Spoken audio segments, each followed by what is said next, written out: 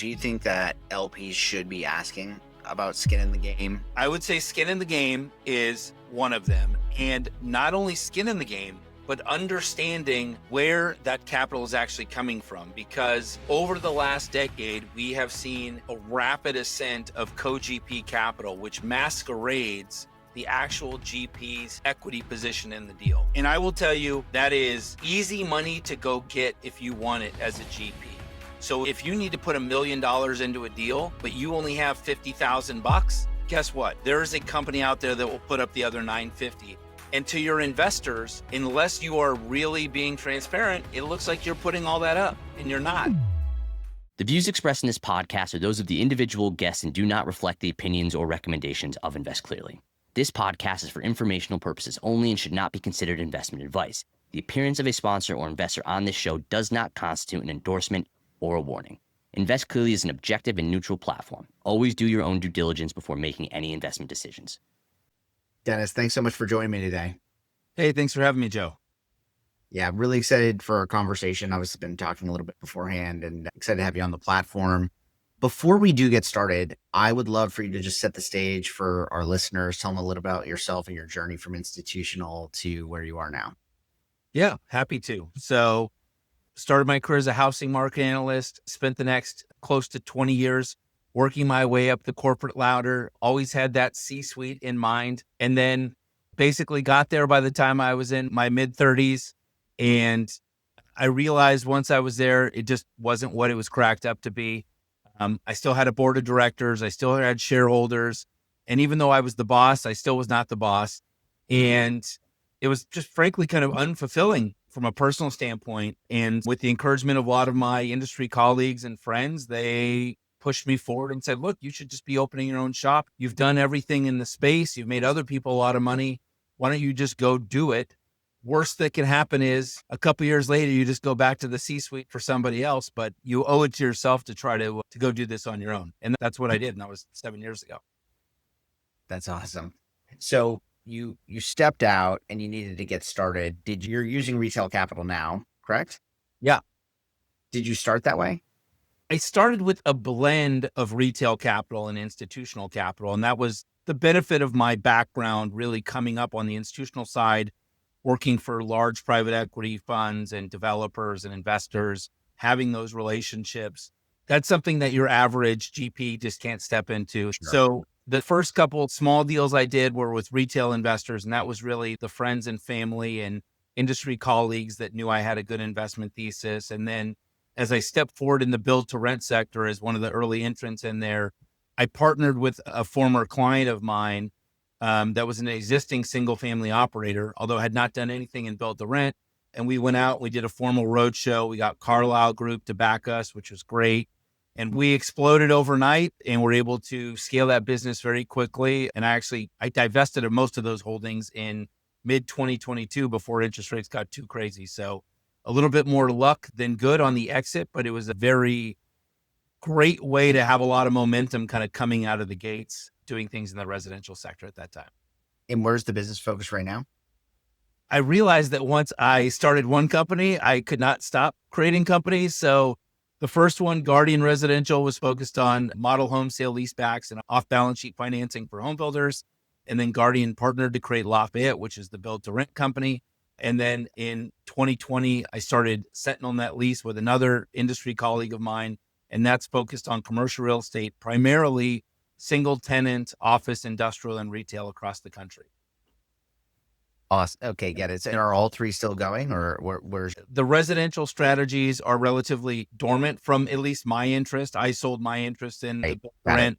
I've got some legacy passive GP positions in deals, but I'm not actively pursuing anything in that space. Same with the model home business and other off-balance sheet stuff for home builders, kind of dormant right now. I don't really like the fundamental economics in either of those spaces right now. And what I've learned about myself as an investment manager is I am highly opportunistic. So if I don't think I can outperform a market or other operators, then I'm not really interested in participating. And so that's really been our focus point now, is 100% on Sentinel and focused on trying to find the needle in the haystack for good, high quality commercial real estate assets across the country. Okay, so your focus is on Sentinel, and Sentinel's model centers on long-term mission-critical leases, correct? Yeah, that's right. So for a lot of folks, I feel like everybody understands the multifamily investment thesis and maybe doesn't always understand some of the risks associated with it. But the macro bet is we don't have enough housing. That's pretty simple. On the commercial side, what we're doing and what is of critical importance is who's actually occupying the real estate you're acquiring and why. And so we focus on a lot of corporate headquarters, research and development facilities, lab space, manufacturing, things where we know that company can't necessarily function without that space. And we were able to acquire them at very attractive cap rates in this environment with long-term leases in place. And so it's very predictable where we don't have fluctuations in the operating expenses. We know which way rent is going for the next 10, 15, 20 years. And so it's kind of advanced coupon clipping is the best way to put it.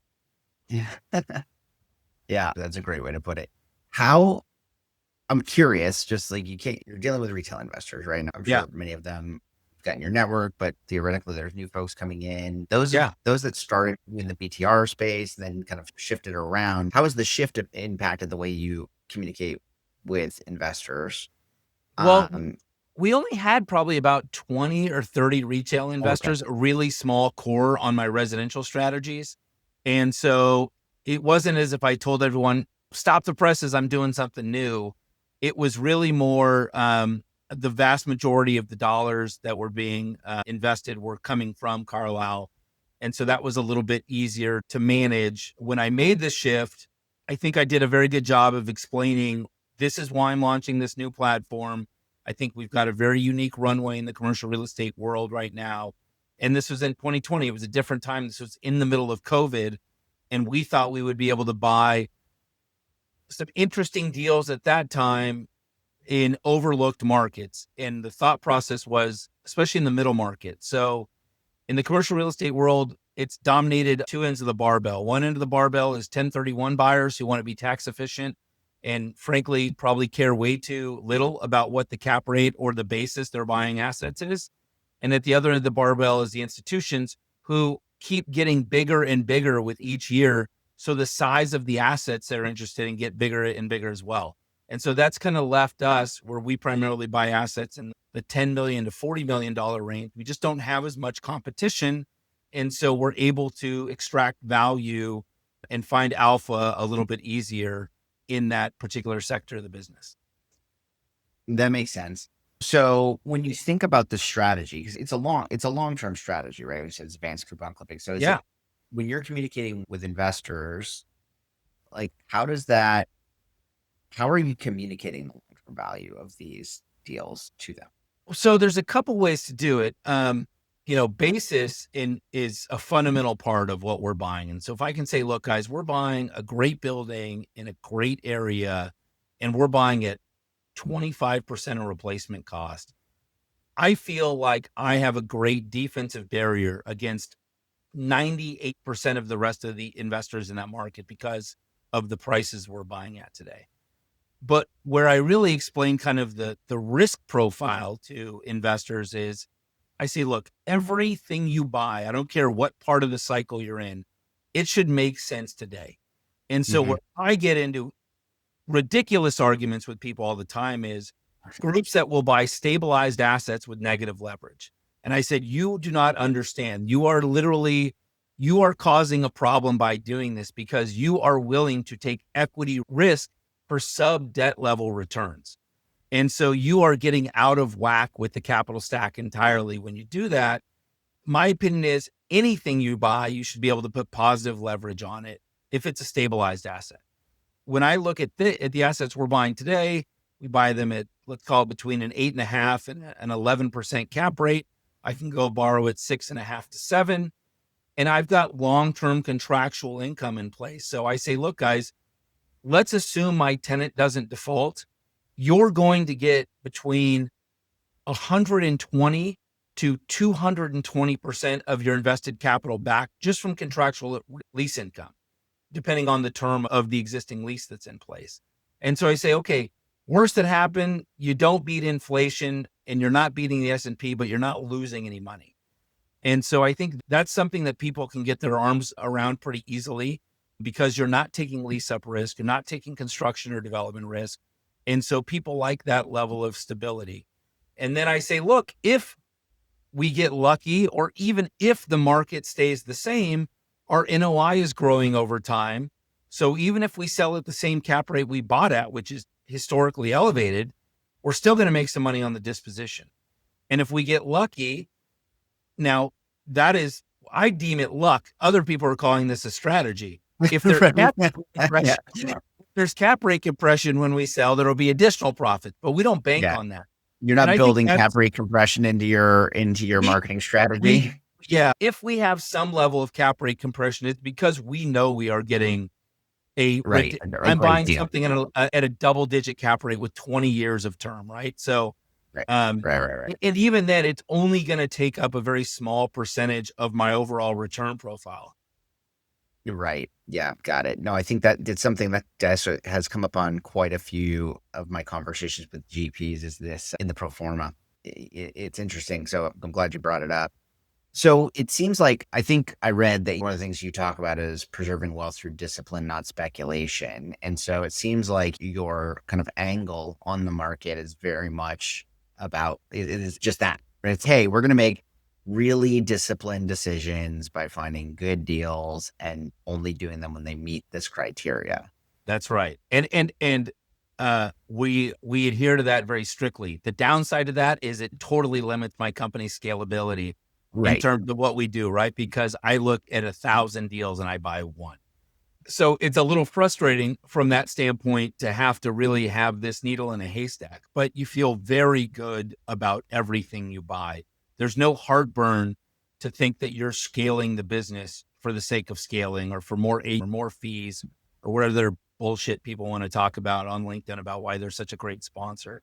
I think when you're thoughtful about what you buy and when you're putting your own money in there, which, my partner and I, we're our largest investor in our fund that we launched last year. So damn straight, I'm going to be disciplined with my money. Of course, I'm going to be disciplined with that. And if people are coming along for the ride with me, then they know just how serious we are about underwriting and risk management and really trying to get our arms fully around what could go wrong in any scenario, even when you do have a stabilized, fully occupied building for the next 15 years. If you don't underwrite the credit of that tenant properly and understand that risk, there's potential downside in anything. Nothing's bulletproof. That's the one thing I will attest to. I want to ask you more about that in a second, but before we go there, do you think that, this has come up quite a bit too, do you think that LPs should be asking about skin in the game? I think LPs should be asking about 1,000 different questions that they don't ask on the regular. Okay, which is most important?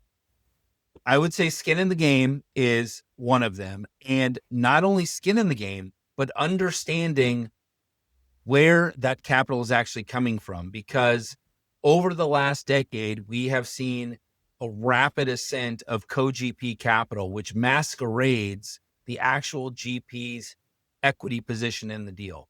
And I will tell you, that is easy money to go get if you want it as a GP. So if you need to put $1 million into a deal, but you only have $50,000, guess what? There's a company out there that will put up the other $950. And to your investors, unless you are really being transparent, it looks like you're putting all that up, and you're not. And that's that lack of alignment. Want $1 million in, right? Yes, exactly. Right. So I think that is absolutely of paramount importance. The other part is to be able to test the assumptions of the operator, of the sponsor, and say, what happens if you don't sell at a 4.25 cap rate in 2 years or 4 years or 6 years? What happens if you have to go get perm debt that's 100 basis points higher than what you are anticipating right now? And it's kind of moving all those levers around to see how jerry-rigged and how much financial gymnastics are being done by that sponsor to make the deal look attractive on the surface. And unfortunately, there's not a ton of resources for people, the average LP, to go, which is why I'm such a big fan of Invest Clearly, to kind of get this higher level of education out there for folks, or at least know to ask the questions. And I will tell you the Yeah. biggest red flag is if you ask those questions and they become defensive, just go the other way, right? Yeah. Because the number one rule of any investment manager should be that there's no reason to hide anything, that there's true conviction in the numbers, and that there's a financial ability and wherewithal to actually go and augment their numbers and show you what that looks like if they're not already doing it on their own, which they should. So let's talk about the type of data that's available for a second. I mean, you and I were talking in advance about something you're going through right now where you're getting listed in a couple of different, I don't know if we say the marketplace, but with bigger firms. And you've Yeah. had to go through some processes specifically designed to underwrite you, look at you operationally and kind Yeah. of look at the way you do things. Can you talk a little bit about that? Yeah, sure. As we move towards working with registered investment advisors, broker dealers, our investment products are put on larger platforms. And so in order to do that, usually you need some type of sponsor, a wealth management firm, an RIA, a BD themselves, and they're going to want to see some level of diligence before they're going to back you, let alone invest with you. And so we went through this exercise over the last 3 months where a large wealth management firm out of San Diego that we have a previous relationship with said, hey, look, we want to potentially help you get on these platforms and we want to put some capital in ourselves. We're going to go through this exercise. They hired this third-party research firm, which spent, a month interviewing our firm, everyone in it, went over all of our historical financial modeling, all of our PPMs, all of our OMs, everything. And it was quite a real interesting process to go through as operator. You think you have everything dialed in, but you bring a third party in, a new set of eyes.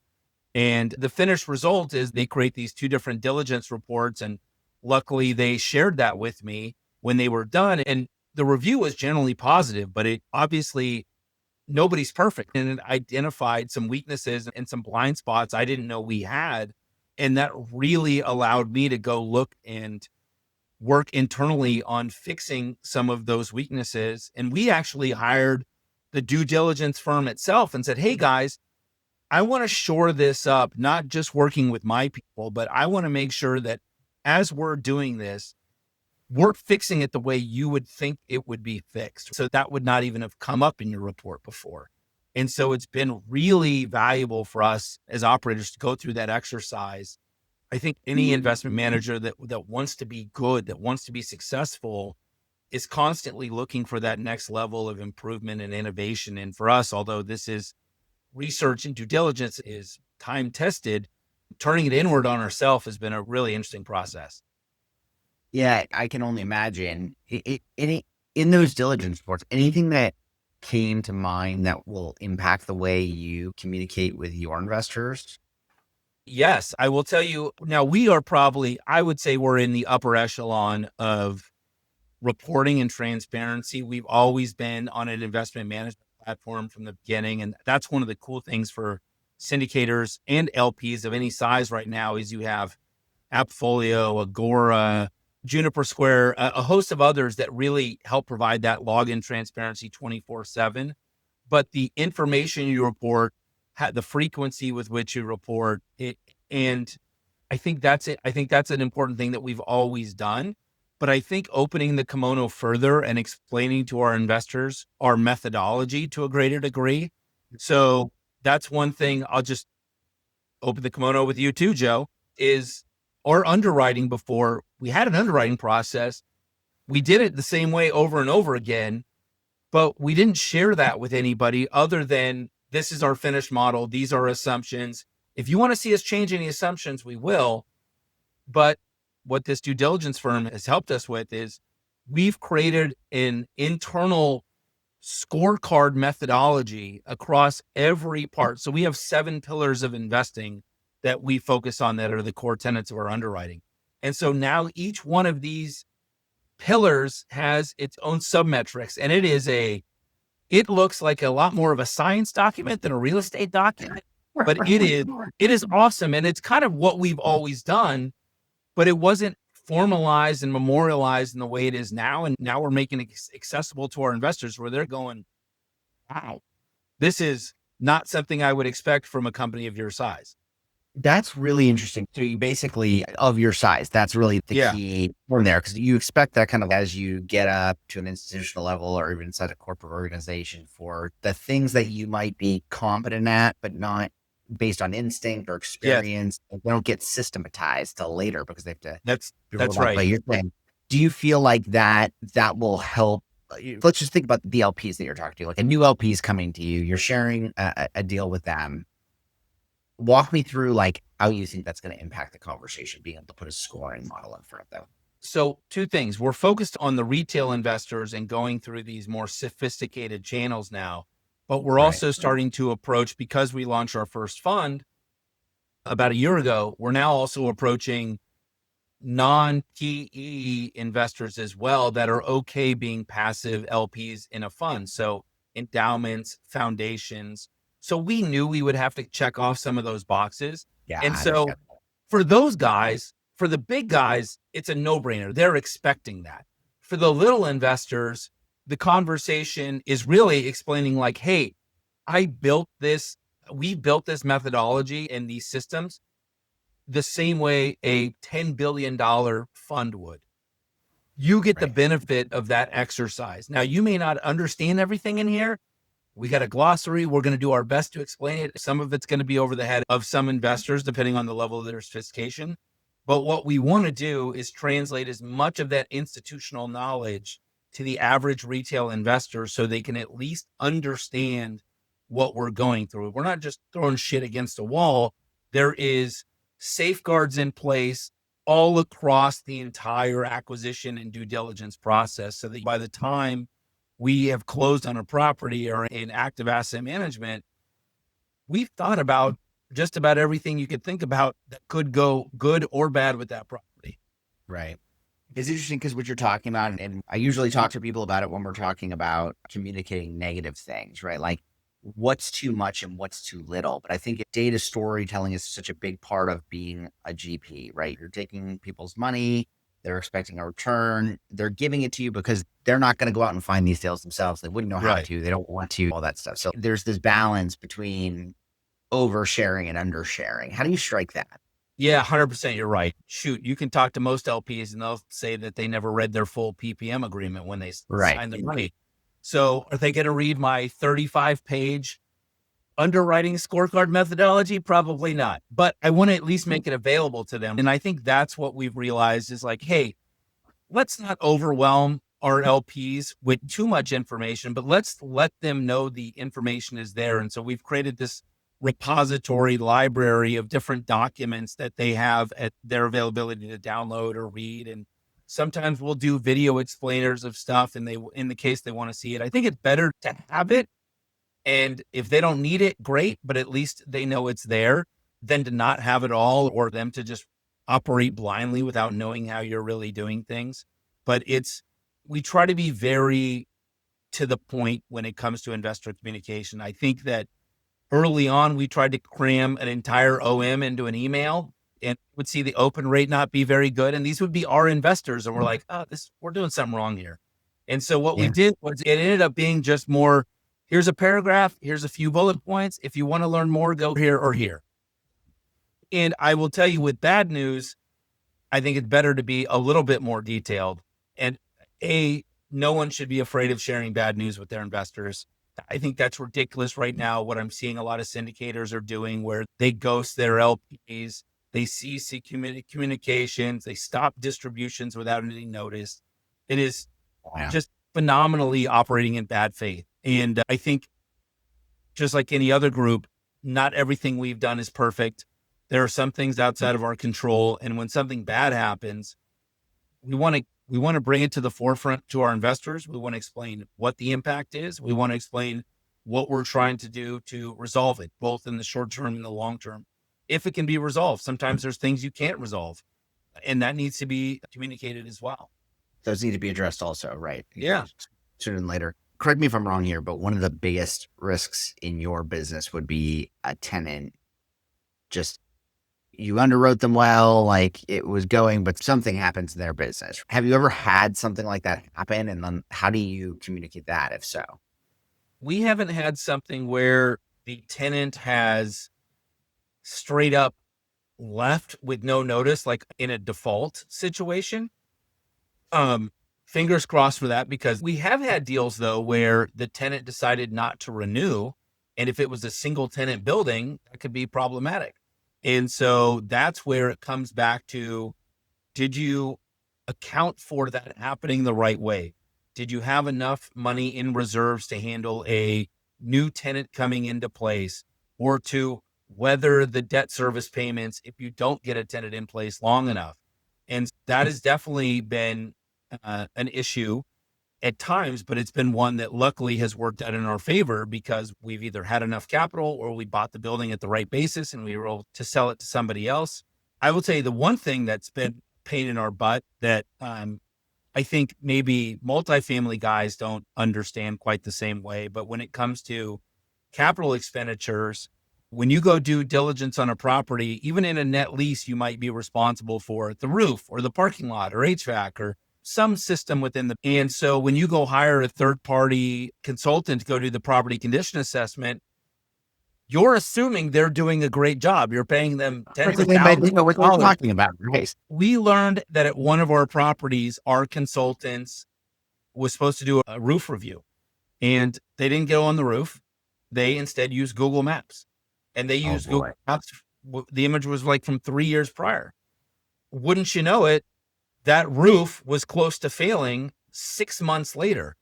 And so in that situation, what we had to do was we had to reduce, we had reserves, but we didn't have reserves for a whole new roof, because our condition report said that the roof had 10 years of life remaining. So we had to reduce distributions for a period of time to save up enough capital to go make that roof repair. And that's not a fun conversation when you're buying a stabilized asset and saying, sorry guys, I've got to reduce your distributions for the next 9 months until we cover this. Now, the good news is we have a new roof when it's done. And unfortunately, you don't really, as an operator, you don't have a lot of recourse with these consultants. The report's only worth about as much as the paper it's written on. There's limitations of liability all across the board. And so what we've done is we now have a spot checker, a quality control agent that works for another firm that will review the report done by the other third party. So yes, we Nice. spend a little bit more money, but we have such greater certainty that whatever are the final result of our diligence is what it is. Yeah, not easy conversations to have naturally, but at the end of the day, certainly could be worse. And yeah, so how does that like going forward? I'm just wondering. So you have retail investors. You have such a good mix of investors that you probably, it impacts you differently than maybe a pure retail shop. But like with your retail investors, are they generally invested in more than one deal, or was that deal in the fund? That deal was not in the fund. So I think we probably had 70 different investors in that deal. We have 420 retail investors total, right? It's well beyond the friends and family. And but it's a total mixed bag.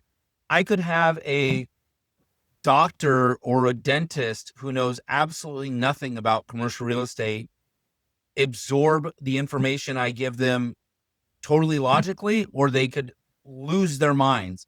Same thing if I have a guy that works for a large PE shop in their real estate group, they just want to know what's going on. They're going to react more rationally, even if they have 10 times as much money in the deal as the doctor or the dentist.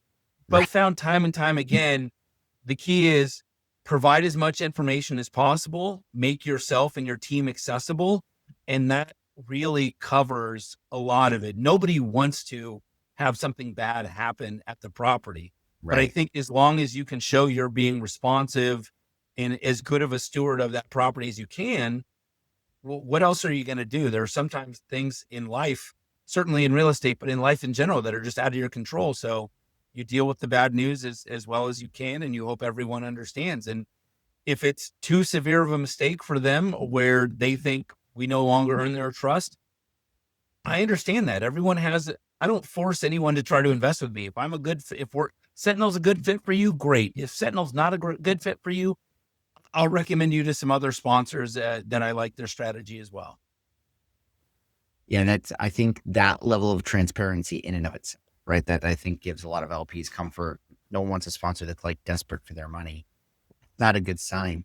So We're a little long on time, but I have a couple more questions to ask you. And one of Sure. them is a question we ask every single podcast guest. And you've kind of already answered it a little bit, but I'm talking to you even beforehand. I know that you've got a couple of these.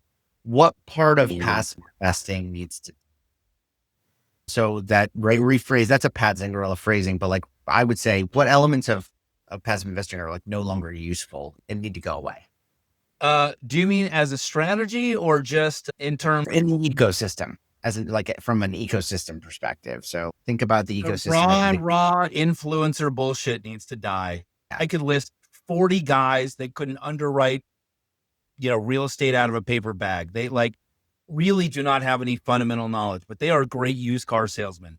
And they have raised tens, if not hundreds of millions of dollars from investors that don't know any better. And I think in general, what I hate about society right now is that this cult of personality is starting to dominate every walk of life, where the loudest person, not the smartest person, is the one that's actually gaining favor, gaining attention, gaining power.